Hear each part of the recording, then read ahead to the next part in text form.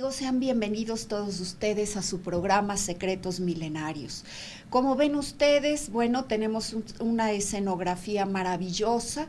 Agradezco, como siempre, como es costumbre ya en este programa, la producción del señor Jaime Maussan y por supuesto de nuestro equipo, que es el ingeniero Francisco Domínguez y de nuestro amigo Horacio Roquet. Muchas gracias a ambos. Pues Horacio nos hizo favor de preparar todo ese escenario maravilloso, queridos amigos, esperemos les agrade. El día de hoy vamos a tratar el tema de los licántropos y de otros transformistas. Ustedes saben que estamos desarrollando la serie Seres de Mundos Extraños, pues cuya autoría es mía y pues desarrollamos los casos, las experiencias que he tenido desde la infancia como medium. Ustedes saben que los mediums no únicamente podemos comunicarnos con personas vivas, personas humanas vivas. Es el caso tan común que ustedes muchos, estoy de acuerdo, recordarán, a través del que nosotros recordamos a alguna persona en particular, sobre todo aquellas con las que tenemos un trato afable y cordial, y no tarda mucho tiempo, no pasa mucho tiempo, en el que la persona se presenta ante nosotros, nos llama o se comunica y nos hace saber específicamente que ha estado pensando con regularidad en nosotros. Bueno, pues es un caso muy común, pero también está el de la comunicación con almas de personas que han fallecido y la comunicación con seres vivos de otros planos y dimensiones. Bueno, ustedes saben, es un caso muy común el que nosotros hayamos tenido también contacto con el propósito de recibir mensajes de guía, aliento, a través de nuestro caminar en el sendero. No obstante, también es muy común recibir llamados o mensajes de seres del no ser y de la muerte, seres que desde el polo de la oscuridad vienen a nosotros y nos hacen invitaciones y nos exhortan a dejar el camino que nosotros hemos elegido y el de seguir o abrazar la causa de la oscuridad. Es algo muy común, muchos de ustedes también los habrán escuchado. Se reciben también en estado de vigilia y por supuesto en un estado mental que es intermedio a la vigilia y la ensoñación, en el que nosotros somos particularmente receptivos y podemos canalizar algunos mensajes y comunicados. Bueno, pues quiero decirles que estos llamados de los seres del no ser son característicos, nos ofrecen, como ustedes saben, muchos beneficios. Personalmente, ¿verdad? Me ha tocado conocer el de pues el del poder, el enorme poder en el mundo, la riqueza o algún tipo de influencia que de alguna forma, lejos de ser una ayuda, se convierte en una maldición y pues en un llamamiento, en una influencia nefasta, de mal augurio, de mal agüero en nuestras vidas. Entonces, bueno, es la característica de las ofertas de los seres de la oscuridad. Pero también hay otros mensajes, queridos amigos, y son los mensajes de seres que nos alertan sobre la realidad que estamos viviendo y que nosotros existimos, como ustedes saben, en varios planos. La mayor parte de nosotros somos conscientes de dos.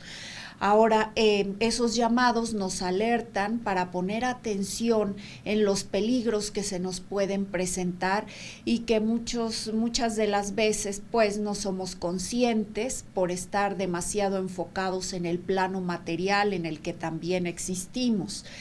Y pues es justamente el tema del programa de hoy. Yo les he comentado que hay que tener mucho cuidado con esos mensajes de otros planos y dimensiones.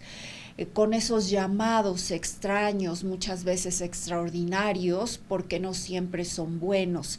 Y les he alertado también en el sentido de que las personas que no han nacido con el don de ser mediums, pues no intenten tener comunicación con otros seres o con otras presencias de planos o dimensiones diversos, porque muchas veces, lejos de ayudarnos, nos perjudican.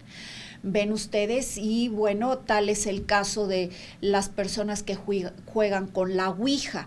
A través de la Ouija ellos creen entrar en contacto con seres diversos, ciertamente extraños, pero ellos consideran ficticiamente que les pueden ayudar, y lejos de esto se ven perjudicados y perdidos muchas de las veces irremediablemente. Yo le hago un exhorto a no jugar con este tipo de artefactos, le hago un exhorto a no invocar a seres de los que usted no está seguro, que tengan una causa afín a la luz. ¿Ve usted? Entonces no hay que jugar con este tipo de artefactos que, lejos de ayudarnos, pueden perjudicarnos de una manera irremediable. Existen, como le digo, esos otros llamados que nos alertan. Justo el programa del día de hoy se dedica a tratar este particular tema. Fíjese usted que yo en alguna ocasión recibí el mensaje de una medium muy poderosa y que me alertaba sobre el mal que estamos viviendo en los tiempos presentes, y ella me decía, no solamente pertenece al que pueden ocasionar seres humanos perversos o seres humanos influenciados por fuerzas demoníacas o satánicas, también está el mal que buscan otras especies de seres.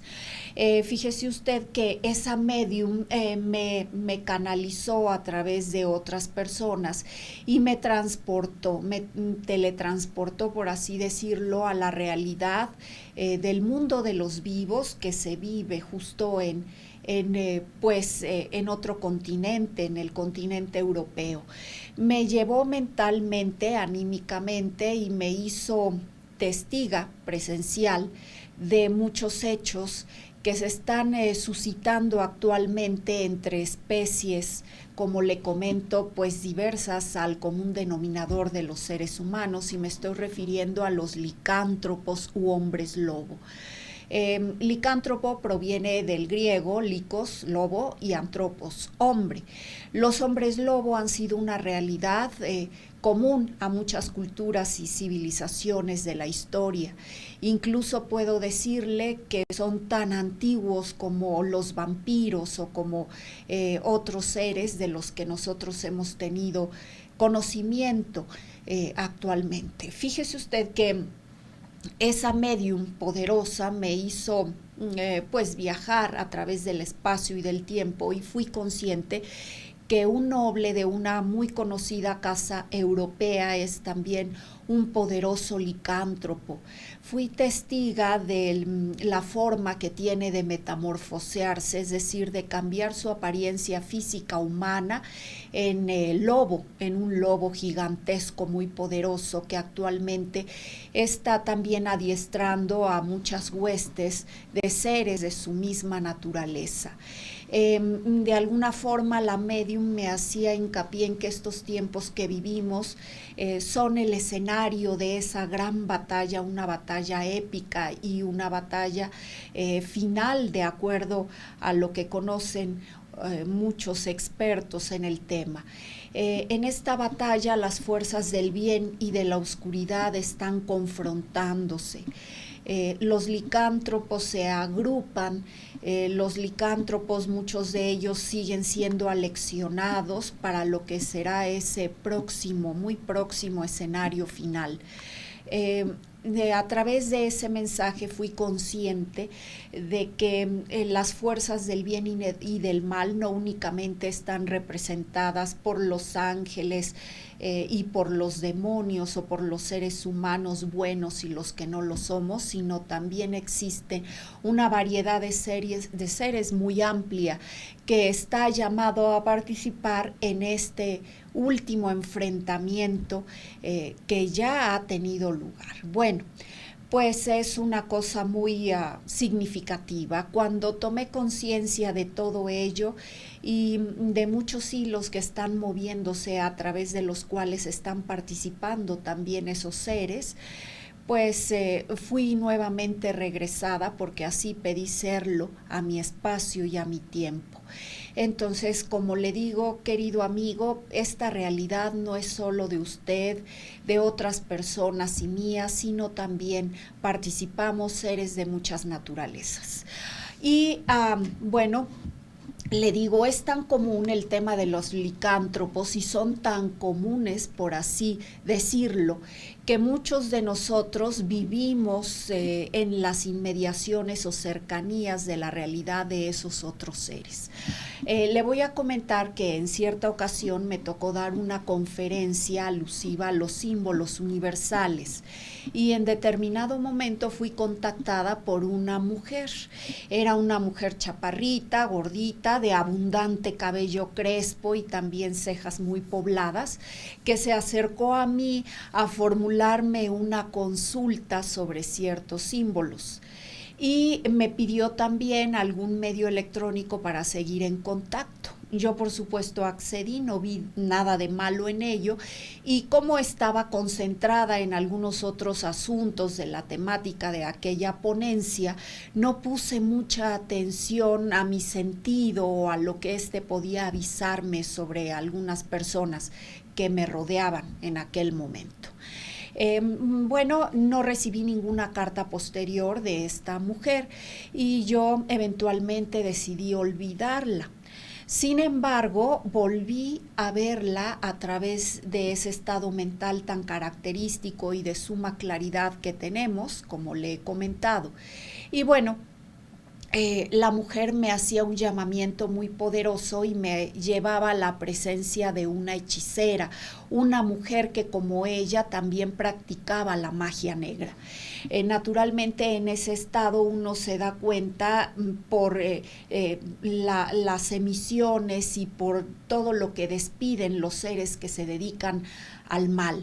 Me di cuenta de que ambas eran hechiceras de cierto grado de poder y conocimiento, e inmediatamente pude saber que pues una de sus maniobras muy reiteradas era el consumo de carne humana, es decir, esas mujeres tenían, además de la naturaleza humana, otra naturaleza que no percibí de manera inmediata cuando estuve en contacto anímicamente con ambas, pero pude saber y pude enterarme de que eran homicidas seriales. Esas homicidas anónimas, por así decirlo, se valían de muchos artilugios y de muchas estrategias para evitar ser descubiertas, pero sí eran responsables de la desaparición de algunos seres humanos. Posteriormente pude percatarme de que una de ellas iniciaba la transformación en perro, no en lobo, sino simplemente en perro. A diferencia de los licántropos machos, se sabe que las hembras son más tímidas y reservadas y no manifiestan ese grado de violencia o ese nivel depredador que tienen los machos, ciertamente. Esa agresividad muy característica de muchos licántropos que además son hechiceros. Entonces le comento que yo pude percatarme, ambas trataron de usar su poder para atraparme en una especie de cápsula de espacio sin salida, para perjudicarme naturalmente, pero yo en ese momento recordé muchas cosas que he aprendido a lo largo de mi caminar por el sendero, y entre las que están hacer uso de algunas leyes mentales para nuestra protección y legítima defensa. En ese momento invoqué el poder de la luz, el poder que, bueno, ha vencido a la oscuridad en todos los espacios y tiempos, y me convertí en un haz de luz. Yo recuerdo que utilizando esa facultad pude además teletransportarme por esa facultad de viajar a través del espacio y del tiempo de manera instantánea. Simplemente pude desmaterializarme. Recuerde usted que no estamos hablando de que yo estaba, haciendo uso de mi cuerpo físico, sino solamente de mi alma. Y por esa facultad pude viajar y pude atravesar esa especie de penumbra y de cápsula muy densa en la cual estaba parcialmente envuelta gracias a las facultades y a la magia negra que usaban ambas hechiceras. No me cabe la menor duda, esa mujer que me contactó aquella vez, esa ocasión, después de la ponencia, después de la conferencia, había sido una hechicera. Posteriormente reflexioné y dije, pero por supuesto, claro que sí, la forma particular de su cuerpo, la forma que tenía de ver a las personas y por supuesto aquel cabello tan hirsuto que tenía en algunas partes del cuerpo, su cabello crespo, la abundante melena, las cejas tan pobladas. Por supuesto que sí era una mujer que tenía esa facultad. Ahora, queridos amigos, yo quiero decirles que los hombres lobos se alimentan de carne humana. Por supuesto pueden comer muchos tipos de alimento como nosotros, pero ya metamorfoseadas prefieren consumir carne humana. Se sabe que los licántropos han sido los autores de muchos homicidios. Vea usted, aquí estamos viendo un licántropo, es una obra del talentoso artista del siglo pasado, Ángel Cruz, mi querido abuelo, por cierto, es un licántropo. Usted sabe que en la provincia hay regiones en donde son bien conocidos estos seres y desde la Mesoamérica antigua, usted sabe que era un caso muy común el saber que en las comunidades indígenas existían ciertos individuos que podían estar dedicados a la práctica del bien, es decir, a la protección de la comunidad, y que el consumo de carne que realizan solamente pues se desvía, por así decirlo, o se constituye de la carne de algunos animales. Son seres que cazan ya metamorfoseados, pero hay también licántropos que se dedican a producir el mal de la comunidad y son particularmente maléficos, puesto que a este tipo de seres se les atribuye el consumo de carne humana. Bueno, quiero comentarle, querido amigo, que existen muchas formas de llegar a ser un licántropo. Algunos seres nacen así. Por ejemplo, se dice que el séptimo hijo de una mujer que ha tenido hijos de un mismo género es un licántropo. Algunos otros piensan que también tiene una fuerte propensión a ser un vampiro. Pero se sabe en las comunidades que los licántropos muchas veces nacen. Yo le había comentado que las madres generalmente son las primeras y las únicas en darse cuenta, porque nacen con vellosidades o cabellos hirsutos donde generalmente los seres normales no los tenemos, o con ciertas marcas y señales en el cuerpo. También, por supuesto, está la licantropía producida por la mordedura de seres de este género. Existen epidemias, por así decirlo, en algunos lugares y en algunas épocas de la historia, en algunas comunidades. Por ejemplo, yo le recuerdo que la bitácora de viaje más conocida en nuestros días es el libro de las maravillas del mundo, atribuido al célebre explorador veneciano Marco Polo. Y en uno de sus capítulos se refiere también a que en la isla de Angamán había una población, toda una colonia de seres humanos que decía podían transformarse y desarrollar la cabeza, en lugar de una cabeza humana, una cabeza de mastín. Un mastín, como usted recordará, es un enorme perro, como por ejemplo pueden serlo los Gran Danés o los algunos de otras razas como los San Bernardo. Bueno, son mastines extraordinariamente grandes y además furiosos. De acuerdo a este explorador veneciano, esa gente estaba caracterizada por ser muy cruel y por devorar además a otros seres humanos. Entonces, pues estábamos ante una comunidad entera de licántropos.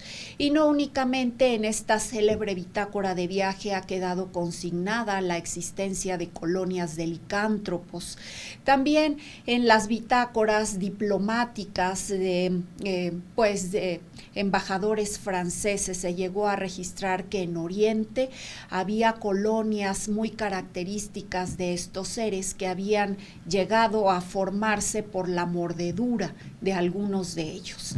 Se dice también que si se bebe del agua de una de las huellas del licántropo dejadas en el barro o en la tierra fresca, se puede también llegar a ser un licántropo, y por supuesto a través de la hechicería y de la magia negra. Tal es el caso de Peter Stump o Peter Stuff. Es un licántropo muy conocido, incluso considerado homicida serial de la Edad Media. Peter Stump particularmente es un caso que llegó a ser consignado y del que tenemos conocimiento, entre otros, a través de los documentos que se encuentran guardados en la biblioteca de Lambeth, Inglaterra. En esta biblioteca existe también un grabado muy célebre que usted puede consultar a través de las redes sociales. En español el nombre se escribe Peter Stube con W labial. Quiero decirle que, aquí ha quedado consignado el célebre tormento y la tortura que le fue infligida a un hombre lobo. Peter Stubb confesó después de un proceso bastante largo de cuestionamientos que había devorado a más de 14 seres humanos, entre ellos niños, y a su propio hijo solamente por devorarle el cerebro. Había también devorado a 2 mujeres embarazadas y a sus fetos mismos. Esta es una historia, como le comento, real. Puede seguir los antecedentes a través de las redes sociales.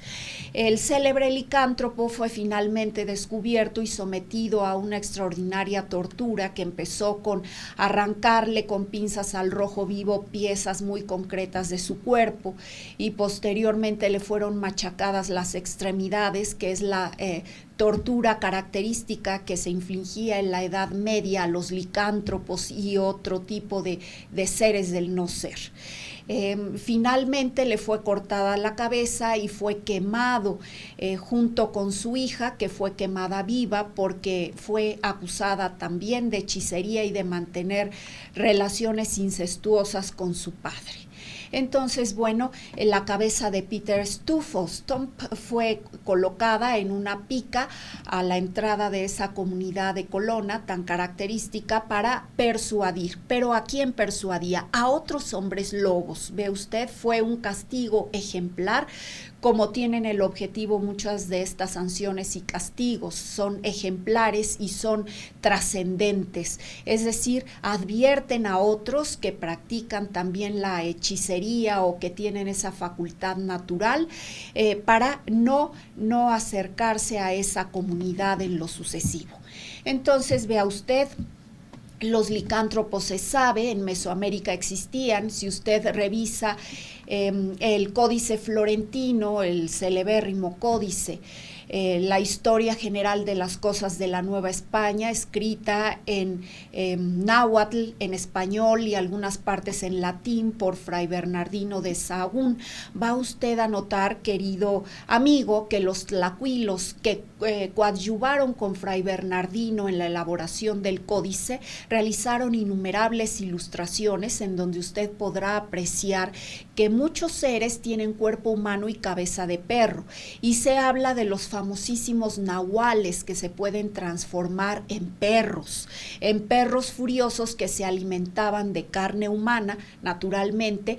Y nos dice Fray Bernardino que muchos de ellos son hechiceros y que practican estas carnicerías humanas, amén de otras muchas, entre muchos animales, y están dedicados a procurar el mal y la perdición en la especie humana. Esto no está privado de un castigo. Todo esto tiene consecuencias. ¿Y qué consecuencias nefastas tiene?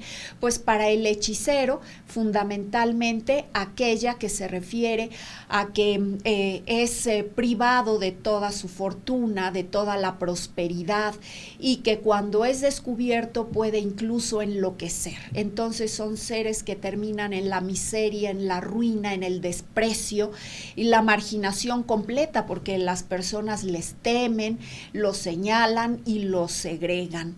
Finalmente es una manera de ser castigados y de sucumbir por la práctica reiterada que hacen del mal. Posteriormente, después de la invasión española, Cecilio Robelo, un célebre filólogo mexicano, nos dice que pues en la época colonial muchas personas estaban acostumbradas a conocer del caso de los licántropos o de los hombres lobo, llamados nahuales, y se dice que viene de la raíz náhuatl, esta palabra, nahual, nau, doble, y se refiere a esos seres que pueden transformarse en un tipo de animales. Puede ser un animal conocido o puede ser un animal desconocido, y se transforman muchas veces de manera voluntaria o involuntaria. Se sabe que los licántropos, muchos de ellos tienen transformaciones involuntarias, generalmente cuando son mordidos por otro licántropo, y en épocas especiales como la época de luna llena. La escenografía que usted está contemplando muestra una luna de sangre. Esta característica luna rojiza es homologada a las épocas de mucha tragedia, épocas de sangre, épocas pues nefastas para la humanidad. Ve usted, y son generalmente las lunas a través de las que la metamorfosis tiene lugar entre este tipo de seres del no ser y de la muerte. La transformación, como le digo, para algunos es muy penosa, y mientras se transforman parece ser que ellos profieren lamentos, aullidos y otro tipo de signos muy característicos.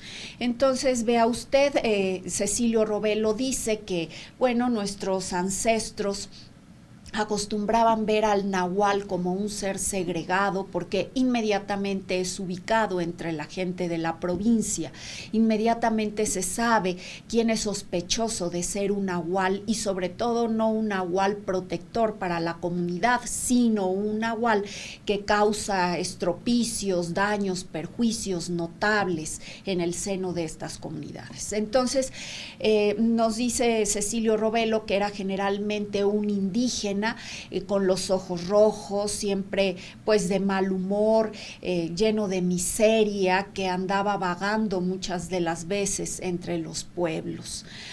Vea usted, y posteriormente, ya en la época de la colonia, con la instauración del Tribunal de la Inquisición, pues se llevaron innumerables juicios y sentencias en contra de estos individuos acusados de practicar la licantropía o la metamorfosis en nahuales perjudiciales para la comunidad. Por ejemplo, el doctor Gonzalo Aguirre Beltrán, un célebre antropólogo del siglo pasado, nos registra en su libro Magia y Religión que, de acuerdo a su investigación, fíjese usted, en el Archivo General de la Nación sobre los expedientes del Tribunal de la Inquisición, nos dice que en el expediente 360, foja 159, se registra el caso muy connotado de un juicio, el juicio llevado en contra de una mujer indígena que estaba acusada de curar, ve usted, pero la situación es que no curaba como una hierbera o una curandera, sino que lo hacía transformada en perro negro. Entonces, esta mujer fue sentenciada por el Tribunal de la Inquisición y fue muy conocida por esta facultad que tenía de transformarse en perro negro. Es un hecho, querido amigo, le doy las referencias para que usted acuda, si es su deseo, si es su voluntad o su ocupación, a buscar este expediente en el cual se registra el caso de una mujer que tenía esta facultad de transformarse transformarse en perro negro y al parecer era benévola, puesto que curaba a otros seres humanos. Bueno, pues son casos que le comento muy conocidos. A continuación, lo invito a revisar esta exposición preparado para usted. Véalo, son una serie de ilustraciones que tienen que ver con los licántropos de todos los tiempos. Aquí, véalo usted, es fíjese bien, es una pieza bellísima de cerámica del periodo preclásico tardío de Tlatilco. Está exhibida en el Museo Nacional de Antropología en la sala de Teotihuacán, es una sala anterior a la sala azteca. Y vemos aquí en esta pieza de cerámica las primeras fases de la metamorfosis de un ser humano a un perro. Vea usted cómo la conformación craneal es naturalmente, evidentemente humana, y sin embargo, pues está atravesando esa primera fase a través de la cual está creciendo nada menos el hocico y los colmillos.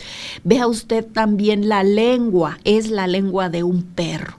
¿Ve? Entonces, le recuerdo a usted, querido amigo, que nuestros ancestros nahuas no realizaban representaciones ficticias o imaginarias a través de la escultura, sino que lo hacían de una realidad, de lo que ellos observaban.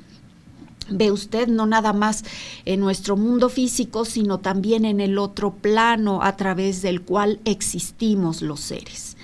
Esta es una bellísima pieza de cerámica, es una olla votiva y según la interpretación, mi interpretación es el instrumento de culto de un sabio en el que el nahual, es decir, el ser metamorfo, el transformista, fue representado en actitud de materializar un decreto mediante la voluntad de precipitar agua que fertilizara la tierra donde ejercía su poder.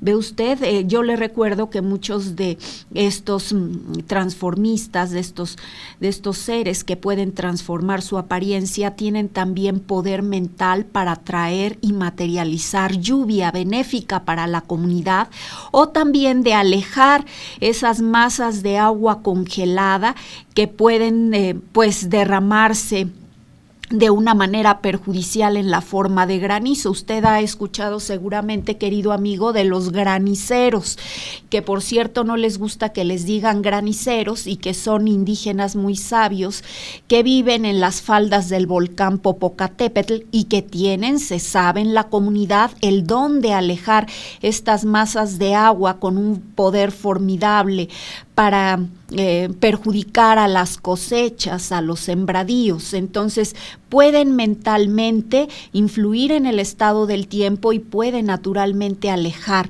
esos peligros para la comunidad. Aquí estamos viendo, de acuerdo a mi interpretación, la representación de un nahual.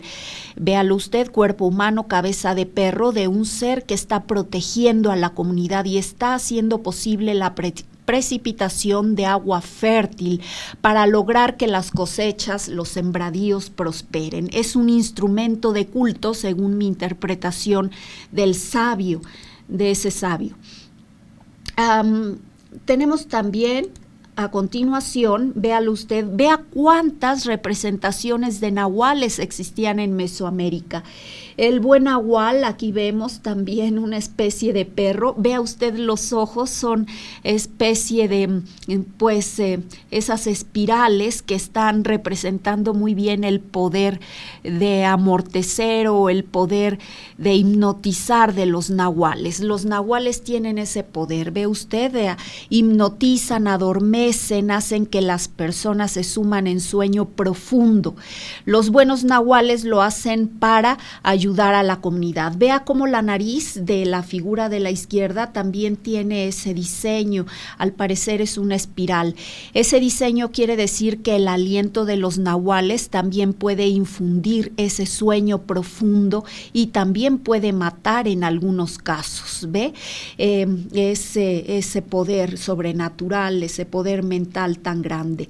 Está representado también, véanlo, la cabeza, un tocado que simboliza el poder de precipitar lluvia benéfica a la comunidad. Sus brazos son dos mazorcas y su cinturón tiene una forma redondeada, rectangular redondeada. Eso significa, eso implica que es un protector de la comunidad y no un ser maléfico o malévolo que daña o perjudica.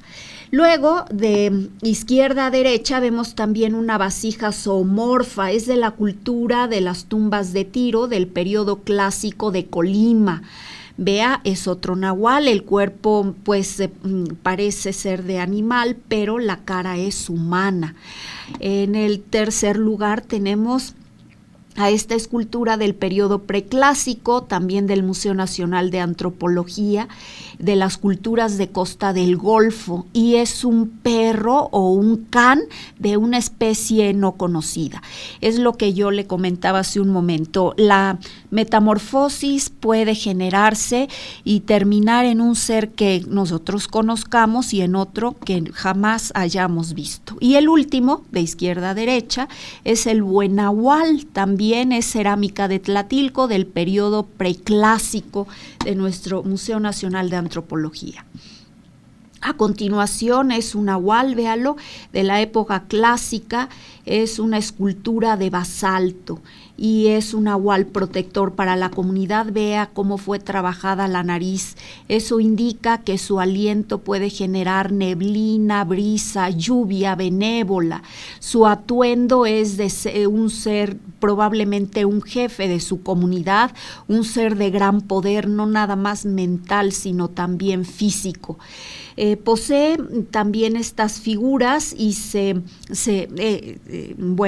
atribuye también un poder sobre el alma, no solamente sobre el cuerpo de los seres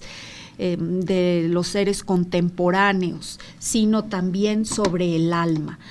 Aquí vemos el dios mexica a la izquierda, Xolotl, véalo usted, de este códice, Feyerabadi Mayer, y lo vemos en la cruz de San Andrés o cruz en X, quiere decir que domina el mundo de los espíritus, de los muertos. Es un señor que guía a las almas a través del territorio de la muerte, les abre camino y los ayuda a cruzar y a superar todos los obstáculos que tienen antes de encontrar el descanso.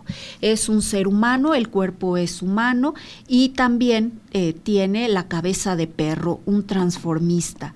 En el segundo lugar, la escultura del medio, vemos una representación de las culturas del Golfo y es también Xolotl. Esa caja que él está presidiendo, por así decirlo, simboliza la creación, el mundo terrenal. Vea cómo tiene una especie de arco. Eso quiere decir que Xolotl puede transitar de la vida a la muerte y viceversa. Entonces es un ser que abarca de manera consciente ambos planos de la existencia, puede ir y regresar, y por ello es el encaminador o el guía de los muertos. Y finalmente vemos aquí a la derecha al dios egipcio Anubis. Vea ustedes, tiene también el cuerpo humano, la cabeza de perro, de chacal. Es también el señor, el sabio, el gran sabio de ultratumba. Hay una semejanza notable, véalo usted, no obstante que fueron culturas tan distantes en el espacio y en el tiempo. La cultura nahua y la cultura egipcia, ambos señores de la muerte, que ayudan a encauzar y a guiar al espíritu de los difuntos a través del más allá. Aquí vemos un perro lanudo, pero está vinculado a Tezcatlipoca. Se conoce que esta especie perruna no tenía, no existía en Mesoamérica, particularmente en la región en la cual fue labrada esta escultura. Es de la época clásica de basalto y está exhibida en el Museo Nacional de Antropología. Si usted entra a la sala mexica, puede a mano izquierda ubicar fácilmente esta maravillosa escultura. A continuación vemos ilustraciones del Códice Florentino. Vea usted los tlacuilos que fácilmente ubicaban lo que era un nahual. En todos los casos está asociado a casos perjudiciales de estas criaturas. Está asociado a los homicianos, de acuerdo al español antiguo del códice, u homicidas de nuestro tiempo. Son seres, como le digo, que devoran y les gusta particularmente la carne humana. Aquí vemos la lápida del Ahuizotl, que era un perrito que tenía una mano en la cola. Esta lápida es también de basalto, perteneciente a la época clásica del Museo Nacional de Antropología. En otros programas le he hablado del Ahuizotl, que tiene una similitud asombrosa con un fantasma de Filipinas, de todas estas islas. Se conoce que hay un tipo de vampiro especial que se aparece en las inmediaciones de los lagos y de los depósitos acuáticos naturales, y esta mujer muchas veces puede asumir forma humana o con piel, una mujer hermosa de piel muy blanca, cabello oscuro y muy largo, vestida de blanco, o puede también asumir la forma de un perro. La situación es que se describe igual que se describía en la antigua Tenochtitlan. Este vampiro o este ser que se manifestaba muchas veces en forma de perro llamaba a las víctimas al lago, muchas veces lloraba como un niño. Si el llanto era fuerte, era que el espectro estaba muy alejado, pero si el llanto era suave, entonces estaba muy cercano. Lo mismo sucede en Filipinas. Se conoce que el mismo fenómeno se puede aparecer en forma de mujer o en forma de este perrito. En Tenochtitlan, vea usted, tiene una pequeña mano humana en la cola y era con la que cogía tan fuertemente a las víctimas que ya les era prácticamente imposible zafarse, y las ahogaba. Tenía el poder para levantar olas en la laguna de Tenochtitlan, en la laguna de agua dulce. Recuerde usted que de acuerdo a los cronistas había dos lagunas, una de agua dulce y otra de agua salada. Bueno, pues vivía particularmente en la laguna de agua dulce, sumergía a las víctimas y ya no eran vistas jamás con vida. A los pocos días podía verse el cadáver flotando o en las orillas del lago ya sin vida, y le sorbía los ojos, es decir, le sacaba los ojos, también las uñas, y al parecer succionaba a través de varias partes del cuerpo porque aparecían un sinnúmero de moretones. Entonces, bueno, esta era una leyenda, está aquí recogida en esta famosísima lápida exhibida en el Museo Nacional de Antropología. Aquí vemos el grabado de la época, querido amigo, que muestra la ejecución del licántropo Peter Stuf, del cual le he hablado hace un momento, de 1580, y aparece en el Museo Británico de Londres. Puede usted verlo incluso en redes sociales. Bueno, muy bien, vamos a regresar al estudio. Le invito a ir a una breve pausa y regresamos aquí en su programa Secretos Milenarios con Abril de Montserrat. Gracias.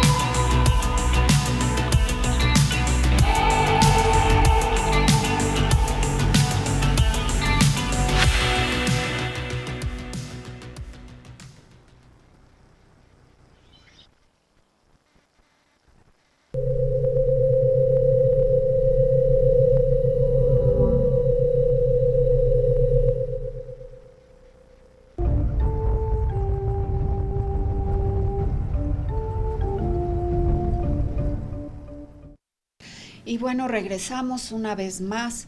Le comento que estamos tratando el tema de los licántropos.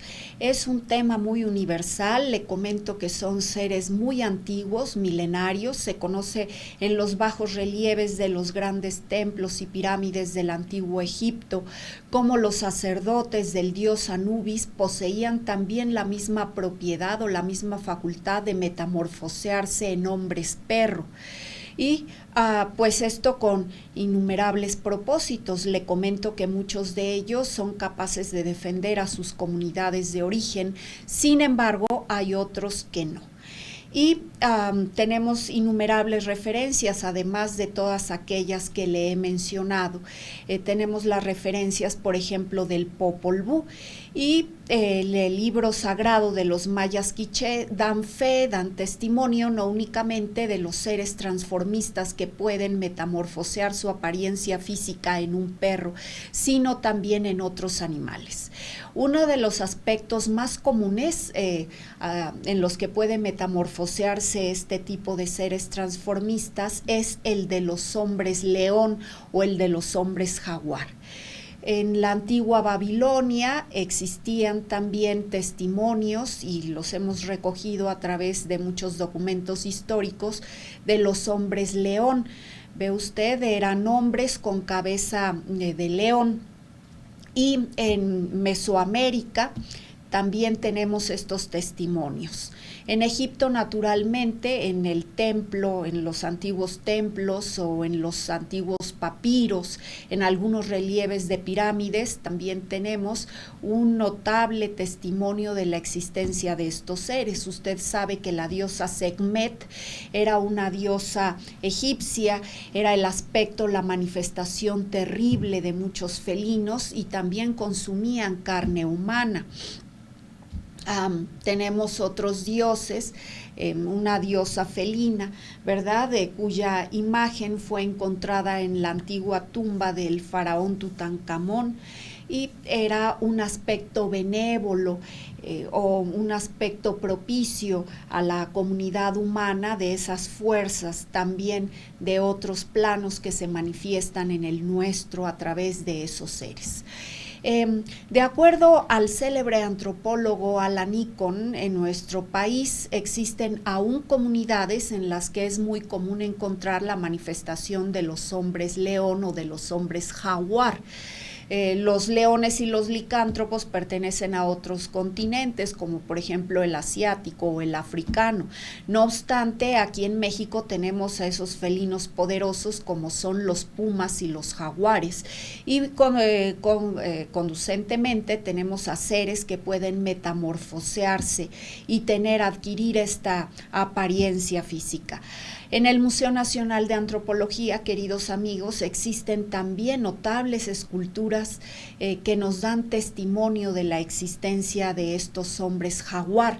Y por supuesto en el Popol Vuh de los mayas quiché nos habla en el Génesis que, bueno, estos seres poderosos mentales, los fundadores de los pueblos mayas, tenían muchos esa propiedad de metamorfosearse. Nos dice que eran capaces de transformar su apariencia en gatos de monte, ve usted, y de producir el aullido, los gruñidos tan característicos de estas fieras. Sin embargo, nos habla sobre el origen también de los primeros pueblos y nos hace un llamamiento, nos dice que esos seres humanos sabían distinguir perfectamente el aullido de un jaguar normal al de un ser nahual, es decir, un metamorfo, un transformista que adquiría ese aspecto físico poderoso. Y nos dice que ellos acostumbraban también robar seres humanos y que los tomaban o los robaban de los caminos cuando los humanos transitaban desprevenidos y generalmente solos, y los robaban para alimentarse de ellos. Es un testimonio característico del Popol Vuh. Ahora, quiero hacer hincapié, queridos amigos, en que en la historia contemporánea tenemos un caso muy célebre que además fue documentado grabado y fue llevado a la pantalla porque el cine también reprodujo y contó esta historia en la película llamada Garras. Está subtitulada al español como Garras y está protagonizada por Val Kilmer y también Michael Douglas. La historia está basada en hechos reales y se refiere a la obra escrita por el protagonista de esta historia, el coronel J.H. Patterson, que fue comisionado para terminar la construcción de un tramo del ferrocarril entre Kenia y Tanzania en África hacia 1878. J.R.L. Patterson nos dice que llegó a esta región característica llamada Tsavo, que en lengua masái significa, por cierto, masacre. Una vez que él llegó a este territorio se empezaron a suscitar pues extraños casos. Sucede que 2 leones macho adultos, llamados muy pronto por los nativos y por los obreros hindúes, Fantasma y Obscuridad, fueron los causantes de la muerte de casi 140 seres humanos. A través de casi un año, los 2 machos devoraron esta cantidad exorbitante de seres humanos y, aunque usted no lo crea, lo hacían tanto de noche como a plena luz del día. Lo extraordinario era que los nativos de esos lugares africanos y también los hindúes que llegaron con el tiempo a todas estas regiones podían ser capaces de ver a través de esos machos leones, y no solamente veían a los felinos, sino que veían, según ellos, a 2 espíritus malos, es decir, demonios, que podían manifestarse en la forma de leones porque seguramente practicaban la magia negra o la hechicería, y nos dicen que su sed de sangre era tan grande que toda la sangre humana del mundo hubiera sido insuficiente para saciar la sed de estos seres. Entonces, bueno, pues el capataz de estos trabajadores habló con la comunidad y los movió a abandonar la obra, al grado de que llegó un momento en que Patterson se vio solo en la terminación de este tramo del ferrocarril y con el tiempo pudo ser capaz, sin embargo, de dar caza a estos leones tan perjudiciales para esa comunidad. Quiero decirle que, los leones cazaban de forma inusitada. Esto quiere decir que ningún león normal solía cazar de esa manera. Particularmente se aliaban y robaban a los seres humanos, primero de los caminos, pero después fueron capaces de hacerlo incluso de los campamentos, a toda hora del día, y no se asustaban o amedrentaban por las medidas de seguridad que tomaban los humanos con ellos. Hacían caso omiso de los cercos de fuego que los humanos cuidaban de instrumentar, sobre todo al atardecer y por la noche, pues a lo largo de los campamentos. Tampoco se asustaban por las bomas o esos tejidos de árboles espinosos que se tejían alrededor del campamento mismo. Incluso fueron contratados cazadores de notable y reconocida pericia, sin que estos fueran capaces de dar muerte a esas fieras. Se decía que curiosamente cuando iban a atacar producían una extraña somnolencia en sus víctimas. Incluso esos cazadores muy experimentados sufrían de una extraña pesadez y somnolencia momentos antes de que aparecieran las fieras, tanto que incluso eran incapaces de sobreponerse al impacto, ¿verdad? Y cuando las fieras atacaban, ellos estaban perfectamente dormidos. Imagínese usted. Las fieras también producían un terror extraño en sus víctimas, puesto que cazaban no solamente por hambre, es decir, para saciar su apetito, sino también para saciar su crueldad. Eran capaces de separar cuidadosamente la cabeza de algunos seres humanos del cuerpo y de llevarla y colocarla a lugares estratégicos, a caminos muy transitados por los seres humanos, en donde estos tuvieran oportunidad de conocerlos y de tenerles terror. Es decir, tenían el objeto, además de sembrar pánico entre sus víctimas potenciales. Regaban la sangre de los cuerpos de una manera extraña, también en partes muy estratégicas del campamento y de los caminos que conducían a este. Y atacaban especialmente a todos los obreros que estaban construyendo activamente ese tramo del ferrocarril.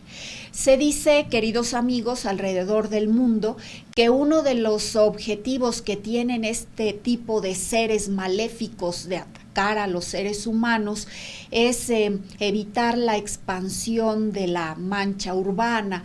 Son seres muy reacios a que se siga construyendo y devastando el hábitat natural, y además son enemigos encarnizados de la cultura y de las tendencias, de muchas malas tendencias de la humanidad, por ejemplo, devastar en los hábitats o acabar también con otras especies de seres.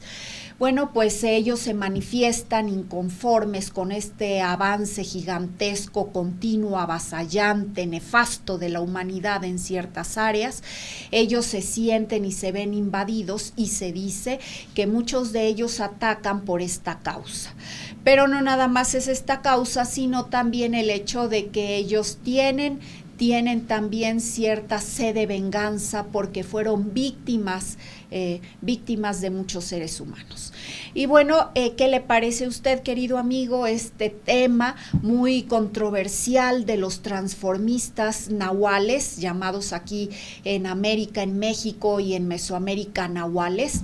¿Y qué le parece a usted? Son universales, existen, han existido en todos los espacios y tiempos. Este fue el primer capítulo. Vamos a seguir en el siguiente programa tratando de este tema tan interesante, y pues yo le invito a que vea nuestros programas en YouTube, Abril de Montserrat, y por favor, querido amigo, y también hago un llamamiento a todas aquellas personas que tengan esta facultad de transformarse, manténganse alejados. Les puedo decir que de mí, porque aquella mujer que llegó hacia mí con esa aparente intención de mantener comunicación constante conmigo, pues sí era una mujer perjudicial, ¿verdad? Afortunadamente yo tengo también mis medios de protegerme de esos seres nefastos, de seres que tratan de hacer daño por todos los medios. Y bueno, les hago un llamamiento. Ustedes saben que una manera muy contundente de protegernos de las influencias negativas es usar crucifijos, invocar a Dios, hacer la señal de la cruz, ser personas positivas, practicar el bien y trabajar por las buenas causas en beneficio de la humanidad. Entonces, pues los invito a leer también mis libros. Existen mis blogs en Google, Abril de Montserrat. Visite YouTube, mis programas, Tercer Milenio, el canal del señor Maussan con mis programas. Búsqueme, escríbame también.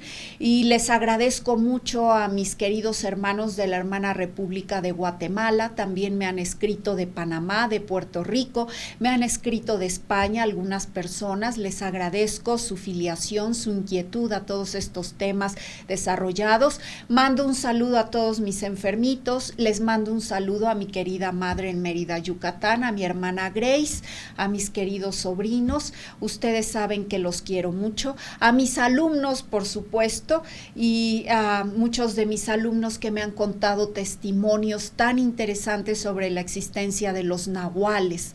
Y bueno, querido amigo, usted sabe, le quiero mucho.